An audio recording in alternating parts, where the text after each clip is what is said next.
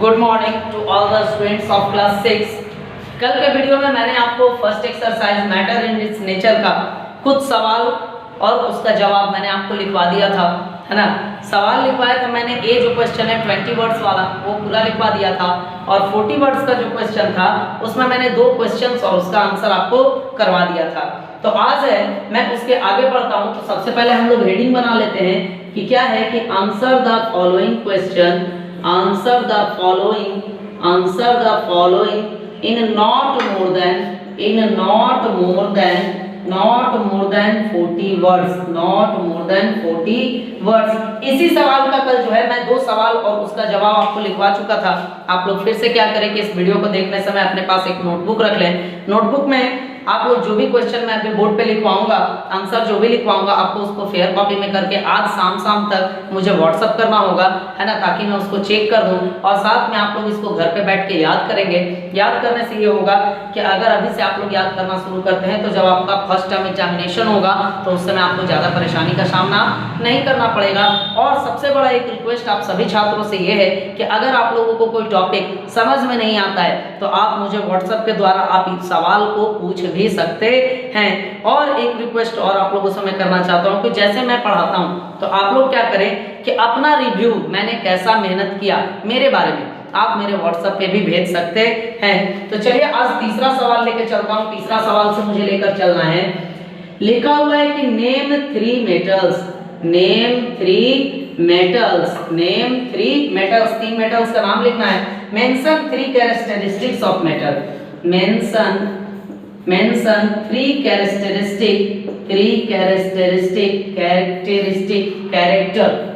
Sorry spelling मैं भूल चुका हूँ। कैरेक्टरिस्टिक्स कैरेक्टरिस्टिक्स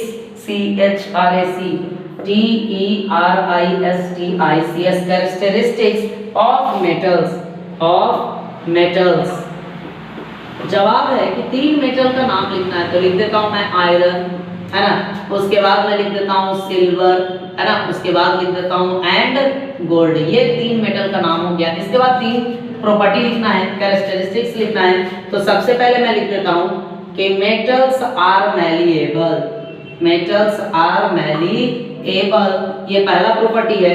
दूसरा है कि मेटल्स आर डक्टाइल, ये दूसरा प्रॉपर्टी हो गया। और तीसरा है कि metals are good conductor of heat and electricity. तो ये था आपका सवाल नंबर 3 का जवाब। अब है सवाल नंबर 4। सवाल नंबर 4 है कि नेम 3 नॉन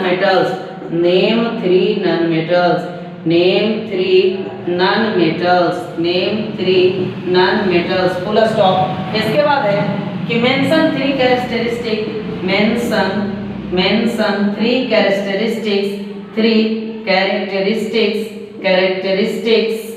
ऑफ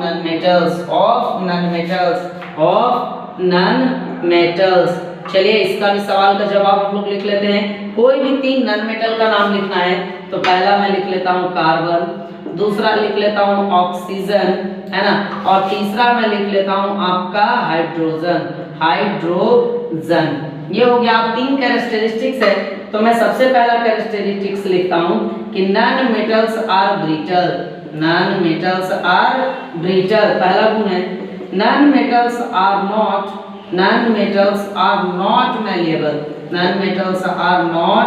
मैलिएबल। और तीसरा है कि non metals are bad conductor of electricity,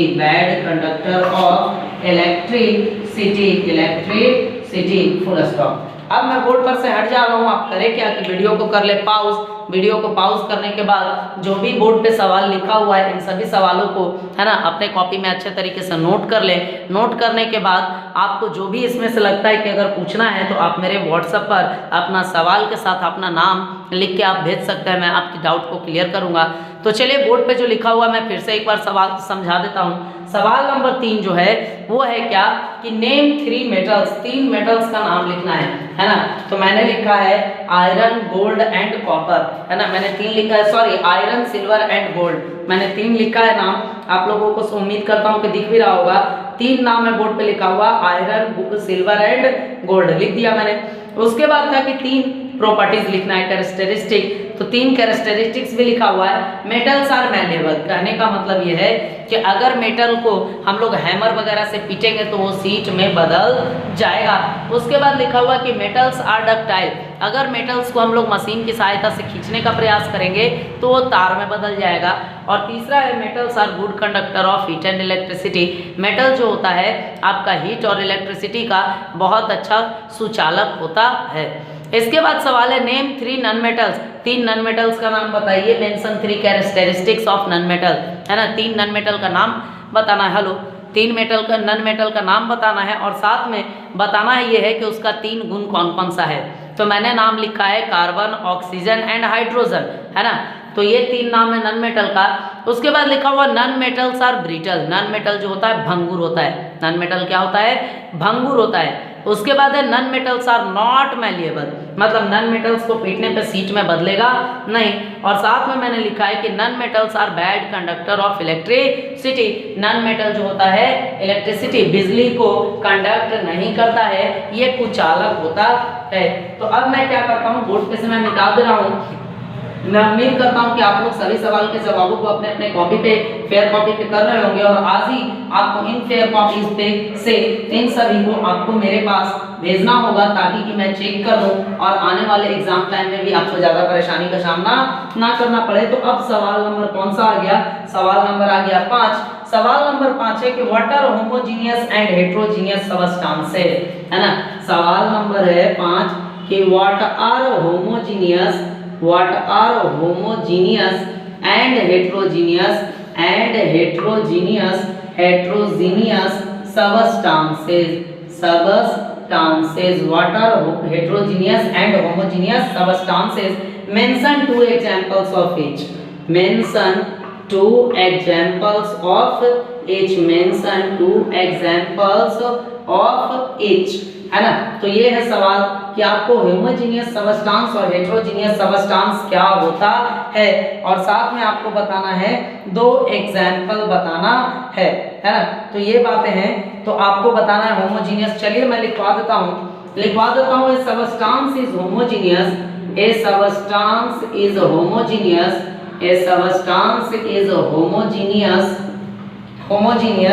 if the different parts of it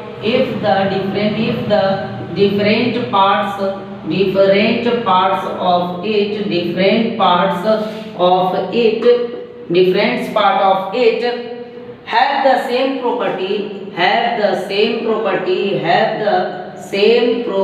जिसको बिहेवियर भी कहा जाता है, सेम प्रॉपर्टी, ब्रैकेट में मैं लिख भी देता हूँ बिहेवियर, है ना। Same property, behaviour and composition, full stop. ये हो गया होमोजेनियस, है ना। अब जो है होमोजेनियस का 2 एग्जांपल देना है, तो आप लोग जानते हैं कि होमोजेनियस का एग्जांपल्स क्या हो सकता है। तो होमोजेनियस के एग्जांपल्स में आप लोग लिख सकते हैं क्या, तो आप लोग लिख सकते हैं शुगर सॉल्यूशन, है ना। आपको लिख सकते हैं क्या, तो आप लिख सकते हैं सॉल्ट सॉल्यूशन। ये जो होता है होमोजेनियस में आता है। इसमें होता क्या है ना, कि आप लोग का क्या होता है कि होमोजेनियस सबस्टेंस में बिहेवियर वगैरह सेम होता है ना। तो यहाँ पे मैं लिख देता हूँ फॉर एग्जाम्पल में sugar solution and salt solution, है ना। ये होमोजेनियस सबस्टेंस। अगला इसी में जवाब लिखना है हेटेरोजेनियस में, तो ये substance is heterogeneous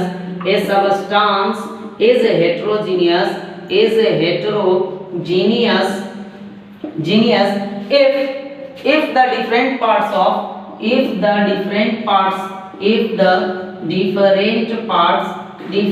parts of it, different parts of it differ in property and composition, differ in property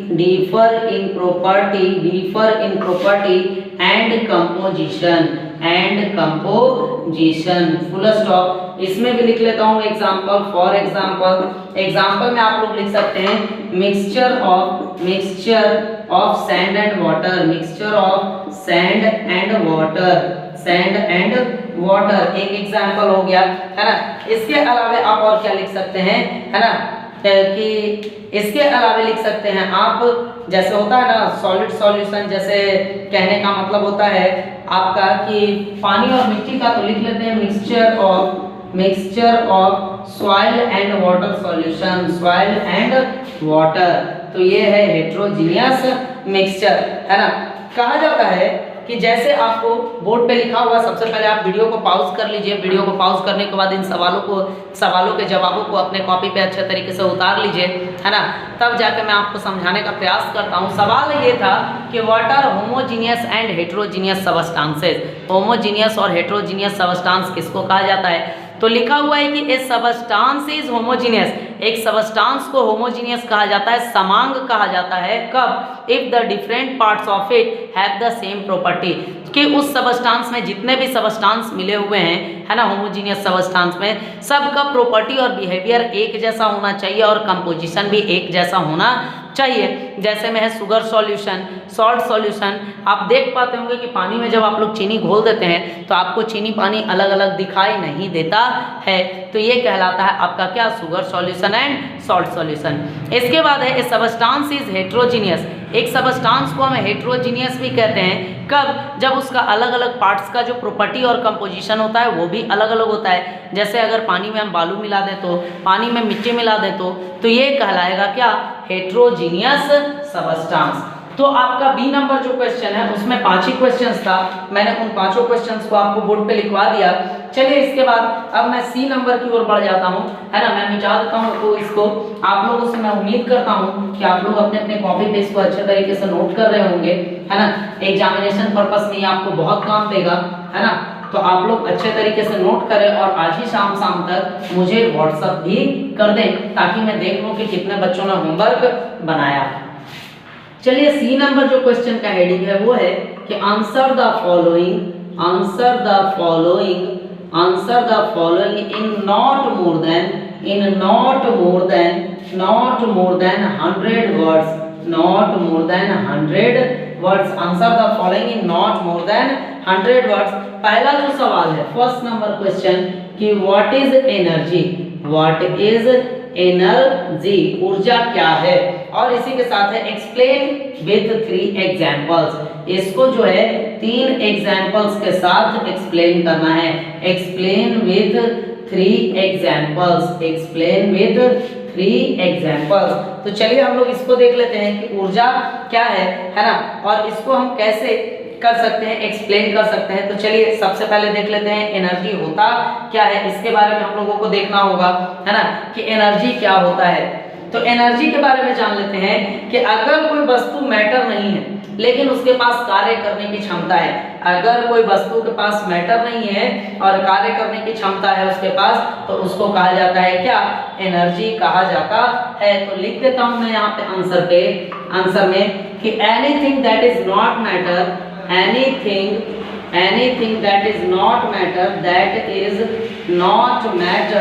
that is not matter but has the capacity of doing work, capacity to do work is called energy। अब बात आया example का, तो example देना है हमको, 3 example देना है। तो सबसे पहले लिखते हैं हम लोग electricity is a form of energy, electricity is a form of energy without, यहाँ पे कॉमा दे रहा हूं मैं, लिख रहा हूं कि without this energy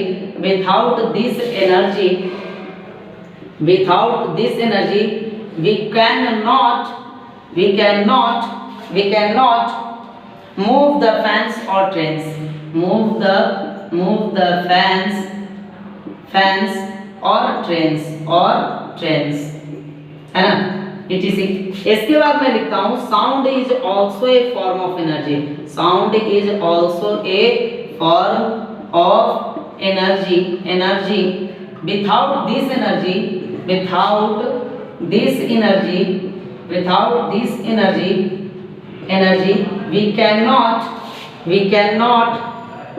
we cannot listening any sound, है ना। इसके बाद जो है मैं लिख लेता हूँ इसके बाद क्या कि है ना लाइट एनर्जी के बारे में कि light is also energy, light is, या हीट मैं ले लेता हूँ, हीट को ले लेता हूँ, हीट आसान होगा। Heat is also a form of energy, heat is also a form of energy, without this energy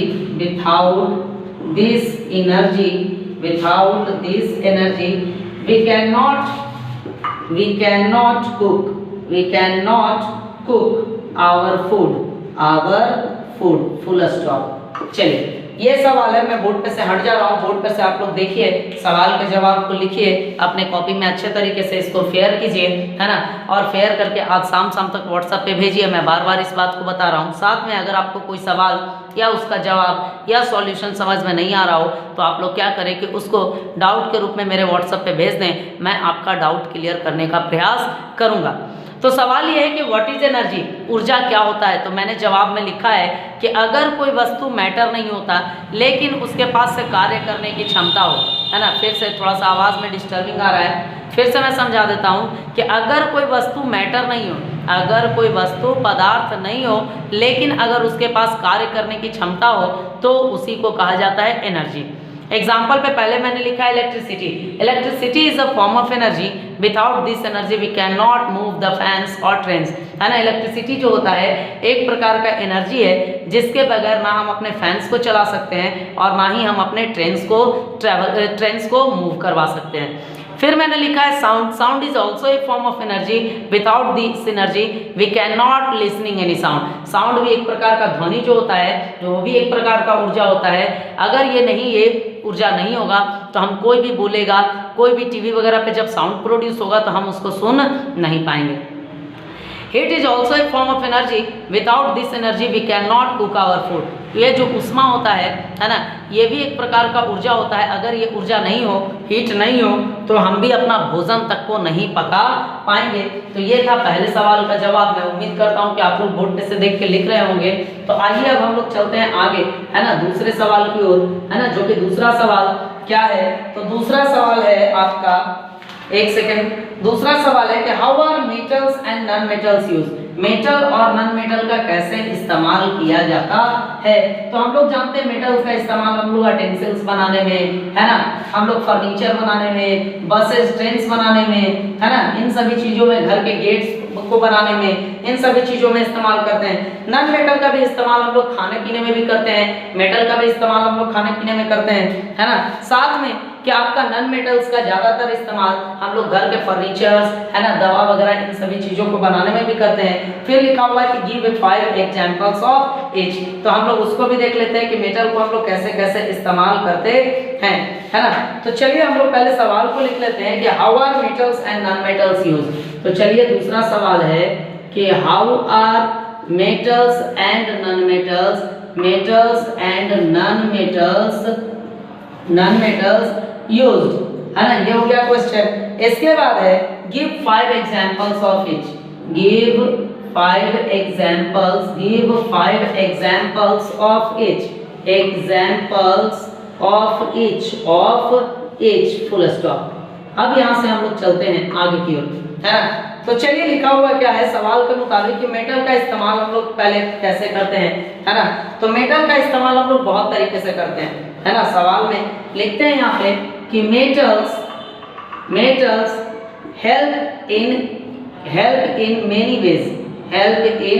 many ways, बहुत सारे तरीकों से करते हैं। यहाँ पे लिखते हैं we use them in the construction of houses, we use them in construction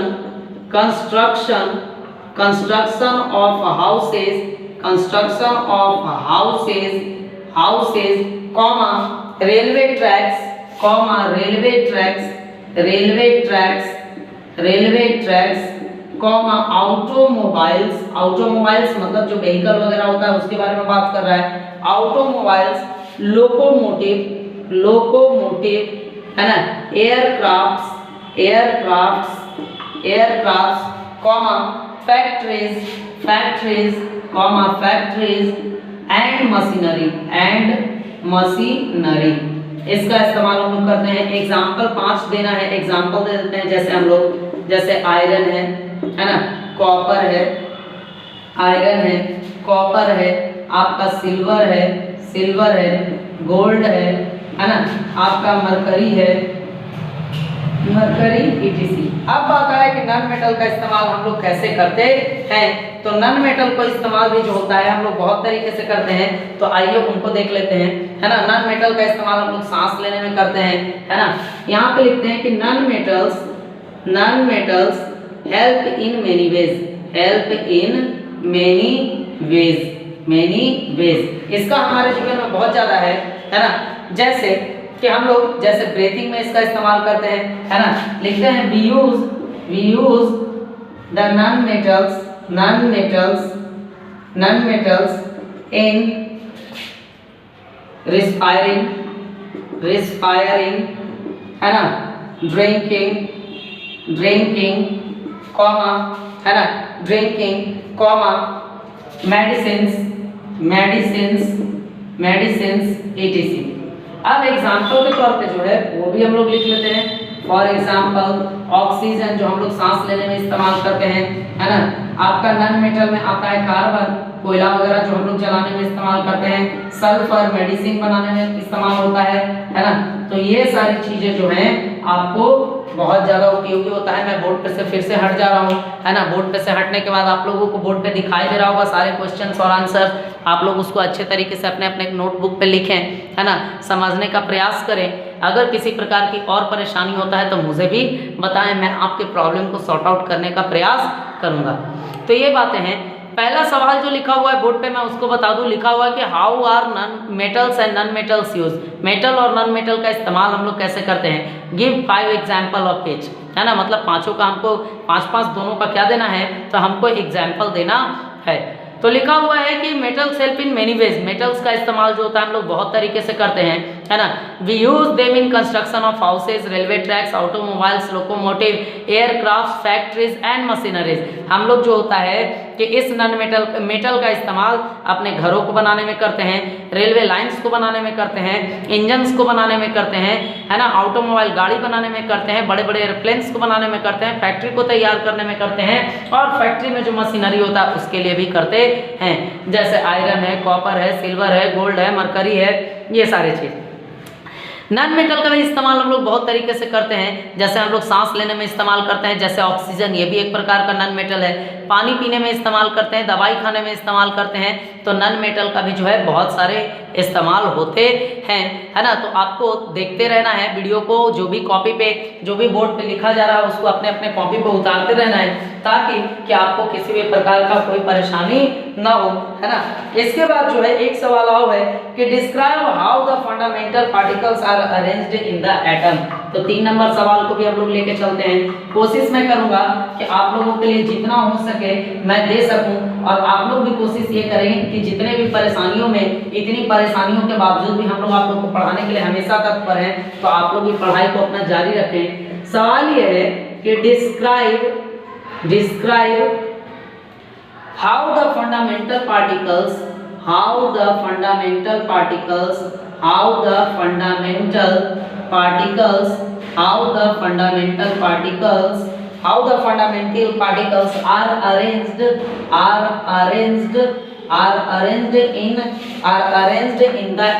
are arranged in the atom, है ना। अब आंसर हम इसका लिखना शुरू करते हैं। आप लोग भी क्या करें कि इसको अच्छे तरीके से देखते रहें, है ना, वीडियो को देखते रहें, समझते रहें, है ना, तब जाके आपको क्या होगा, समझ में आएगा, है ना। तो चलिए मैं इसको समझा देता हूँ, लिखवा भी देता हूँ। उसके बाद आप लोग क्या करेंगे कि इसको अच्छे तरीके से लिखकर, है ना, अपने कॉपी में आज ही शाम तक मुझे व्हाट्सएप पे भेजेंगे और उसके बाद इसको याद करेंगे। लिखता हूं मैं कि in an atom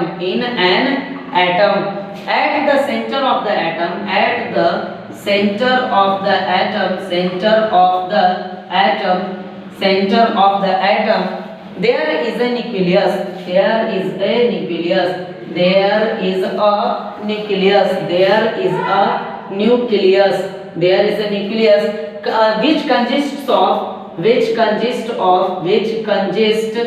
of protons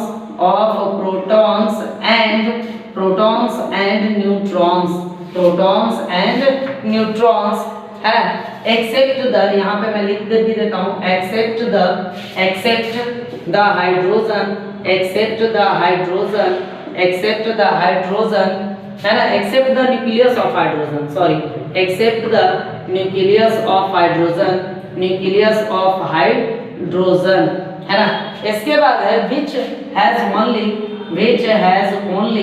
which has only a proton, which has only a proton and no neutrons, full stop। इसके बाद है and at a distance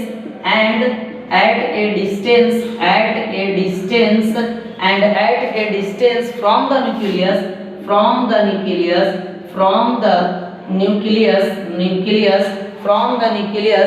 there are electrons revolving,